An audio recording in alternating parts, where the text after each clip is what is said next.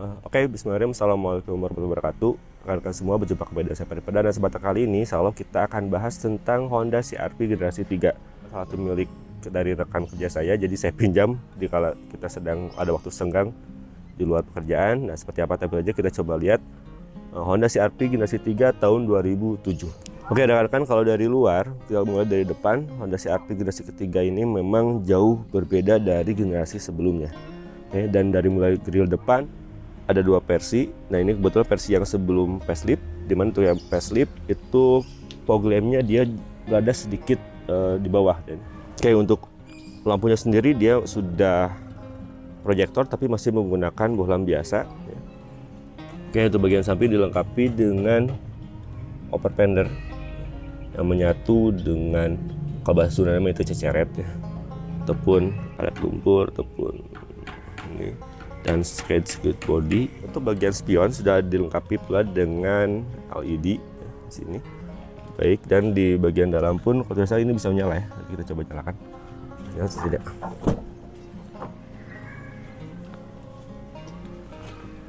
Oke, nah ini untuk tampilan spionnya dia sudah dilengkapi dengan LED ya, baik pada luar dan bagian dalam, mirip-mirip mobil sekarang yang mungkin ada blind spot warning ya. Tetapun memberikan peringatan pula pada pengemudi bahwa misalnya dia sedang menyalakan lifting. Serta untuk bagian pintu untuk yang tipe 24 ini sudah dilengkapi dengan aksen chrome ya, baik pada pilar atas ataupun bawah, serta untuk handle pintunya sudah dilapisi dengan chrome, tapi dia sebelum dilengkapi dengan keyless entry. Oke, sekarang kita coba masuk ke dalam. Untuk bagian door trim ini ada hal plastik. Di sini ada aksen wood panel ya, tapi dengan warna yang dark ya, jadi cukup elegan. Oke, untuk bagian armrestnya dia sudah top touch, dan di sini ada kompartemen terbuka yang lumayan lah buat menyimpan koin ya.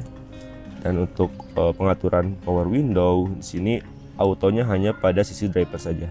Oke, karena untuk hand grip seperti ini untuk pegangan pintunya, dan di sebelah sini ada juga sebuah kompartemen terbuka lumayan cukup kecil tapi lumayan bisa buat kita menyimpan sesuatu barang. Di sini ada storage penyimpanan terbuka juga, dan ada sebuah storage untuk menyimpan cup holder ataupun botol minuman. Dan dilengkapi pula dengan satu buah speaker seperti ini. Oke, warnanya di beige ya. Dan kita lanjut ke dalam. Untuk pengaturan kursinya, untuk yang 2,4 tapi dia masih belum pengaturan elektrik. Oke, dan sebelum kita masuk lihat, karena ini menggunakan bahan orinya itu merupakan kulit. Nah, di sini kita harus sering bisa kita rawat ya, poles dengan cairan-cairan untuk memberikan proteksi ya, agar bisa terus bertahan. Dan karena naiknya cukup lumayan agak tinggi juga, biasanya ciri khas mobil yang menggunakan bahan kulit untuk joknya dan sisi driver itu biasanya kan sering keluar masuk.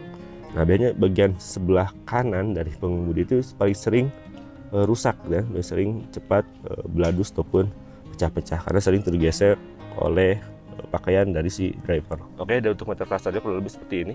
Jadi di sini ada pengaturan untuk trip ya, serta average bahan bakarnya berapa untuk trip A, dan berapa jarak yang masih bisa ditempuh dengan sisa bahan bakar yang masih tersedia, serta ada juga average untuk masing-masing trip.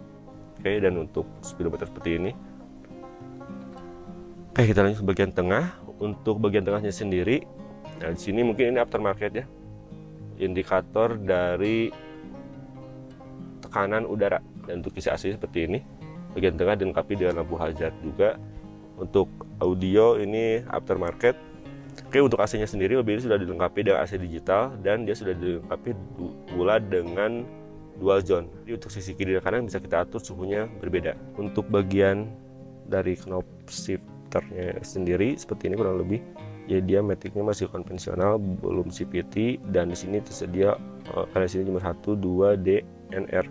Untuk tiganya ataupun D3-nya kita tinggal pencet saja sini. Jadi ini bisa overdrive ya. Ketika kita akan menyalip gitu kan, kita bisa langsung turunkan agar si RPM itu bisa tidak drop, jadi dia stuck di gigi 3.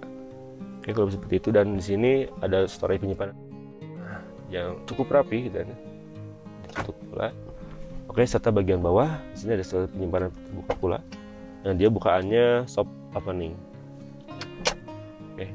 seperti itu. Dan untuk sisi driver dan penumpang sama, sudah dilengkapi pula dengan armrest dan serta storage yang sama dengan yang tersedia pada sisi driver.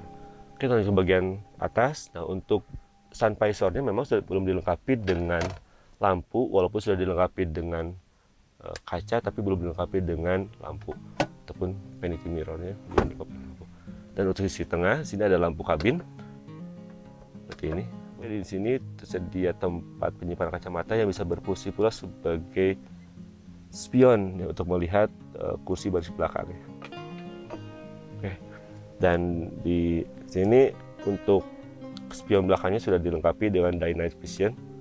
Jadi kita bisa atur ketika malam hari biar tidak silau dan tidak merusak mata kita dari sorotan lampu kendaraan yang berada di belakang kita bisa atur. Oke, untuk sisi driver sudah dilengkapi pula dengan kaca, tapi sama tidak dilengkapi dengan lampu. Oke rekan-rekan, sekarang kita lihat baris kedua seperti apa. Nah, untuk baris kedua kurang lebih seperti ini ya. Jadi memang mobil ini sudah dilengkapi lagi oleh pemiliknya dengan entertain tambahan berupa monitor di sisi kiri dan kanan di belakang jok baris pertama untuk memberikan suguhan entertain pada penumpang baris kedua. Dan di belakang joknya sudah dilengkapi juga penyimpanan yang masih cukup rapi. Biasanya kalau sudah lama tuh dia sudah mulai kendor, tapi ini masih cukup bagus. Dan untuk legroomnya mobilnya cukup luas sekali ya. Legroomnya cukup luas karena baris kedua dari Honda CR-V ini bisa diatur maju mundur, bisa diatur maju mundur untuk jarak tempat duduknya kan. Jadi tidak hanya mengandalkan belas kasihan dari kursi depan saja.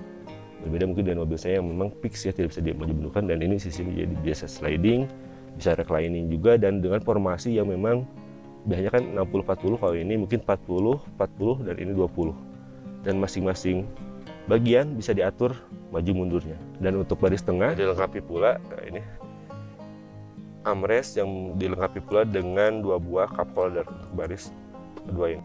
Dan ini menggambarkan bahwa betul-betul Honda itu memberikan akomodasi yang cukup banyak untuk para pemiliknya ya. Oke, tutup lagi, kita ratakan lagi. Oke. Dan untuk ke atasnya pun, nah, dari beberapa pengakuan orang yang sudah menggunakan CR-V memang cukup nyaman ya. Untuk baris kedua antara headroomnya cukup luas, kan, tidak terlalu sempit. Dan untuk legroomnya pun bisa lihat sendiri dan ini cukup luas sekali kan. Dan kalau lihat di sini, saya pun ini dengan kondisi tempat duduk saya masih cukup 1 jengkal, mungkin masih ada, cukup leluasa. Kaki saya bisa ke depan pula, masuk lebih rileks lagi. Dan memang mobil ini terkenal untuk CR-V sendiri sebagai suatu kendaraan, khususnya mungkin dari Honda yang memang sudah terkenal akan kenyamanannya. Oke, dan untuk seat beltnya ini sudah pada pengaturan high adjuster, jadi bisa diatur sesuai dengan ketinggian dari postur tubuh yang akan menggunakannya. Dan untuk hand gripnya dia sistemnya retract, dan untuk baris kedua pun retract, tapi untuk sisi kanan saja ini ada hooknya ya. Oke, untuk lampu tengah seperti ini ada 3 buah lampu kabin, jadi dari belakang, yang tengah, dan yang depan. Sedangkan untuk bagian pintu penumpang sama materialnya, untuk bagian atasnya ini hard plastik, dan di sini ada semacam wood panel ya, tapi dia tidak mengkilap dan cukup elegan juga karena tidak mengkilap, dan cocok mungkin bagi Anda yang tidak sukai ornamen wood panel yang tidak terlalu mengkilap. Dan bagian armrestnya dia soft touch dari kulit, serta untuk hand gripnya sama dengan sisi driver ya. Dan di bagian bawah tersedia ataupun 1 buah storage penyimpanan untuk 1 buah botol minuman ya. Kita ada juga storage penyimpanan terbuka yang memang tidak terlalu dalam tapi cukup lumayan besar ya. Dan ada sebuah speaker pula ya. Jadi storage-nya cukup banyak. Oke, sekarang kita lanjut ke bagian sektor belakang. Seperti apa bagian belakang Honda CR-V ini. Oke, untuk CR-V generasi 3 ini masih tetap mempertahankan aura dari awal CR-V generasi pertama, di mana lampunya dia masih cukup tetap dipertahankan ya. Lampu yang memanjang dari bawah, sebagaimana mungkin generasi awal CR-V kedua dan sampai yang ketiga ini pun masih dipertahankan. Yang berbeda mungkin dari sisi ban serep yang tidak disimpan di belakang, tapi sekarang udah pindah ke dalam. yang mana untuk generasi pertama dan kedua ban serepnya disimpan di bagian belakang. Jadi mobil ini sudah tidak lagi memiliki kone ya. Oke, sekarang kita coba lihat untuk bagian belakang sendiri, dia sudah dilengkapi dengan wiper dan high mount stop lamp ya. Dan untuk antenanya masih biasa, belum sampai antena. Oke, untuk bukaannya di sini coba buka. Oke rekan-rekan, mungkin untuk bagian belakang kurang seperti ini, dan alhamdulillah ini masih cukup bagus ya ininya hidroliknya. Biasanya kalau sudah mulai lemah dia mudah turun hidroliknya.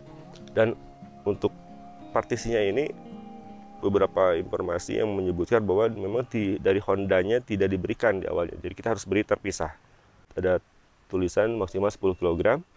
Oke, dan apabila Anda mengharapkan space yang lebih besar untuk sebuah koper penyimpanan, ataupun Anda membawa koper yang cukup besar, Anda bisa buka partisi ini dan Anda bisa simpan di bagian bawah. Dan bagian bawah sendiri sini sudah dilengkapi pula ya dengan power outlet 12 volt. Bisa Anda gunakan untuk kebutuhan Anda vakum kendaraan ataupun kebutuhan-kebutuhan yang lainnya. Dan untuk ban serep disimpan di bawah, jadi lebih rapih ya. Oke rekan-rekan, mungkin dari saya cukup sekian dulu terkait video tentang Honda CR-V generasi ketiga ini. Mohon maaf apabila masih banyak kekurangan. Wassalamualaikum warahmatullahi wabarakatuh.